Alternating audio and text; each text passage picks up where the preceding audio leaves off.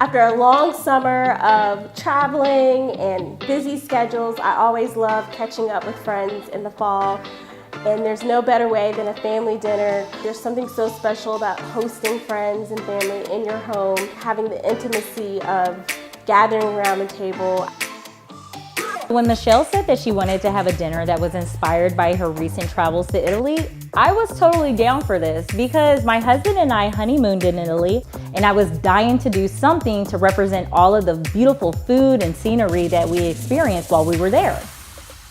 I love how in Italian culture, dinner lasts for hours, you talk, you drink wine, you have multiple courses, and the food is so fresh and flavorful. That was the inspiration for our Italian dinner tonight.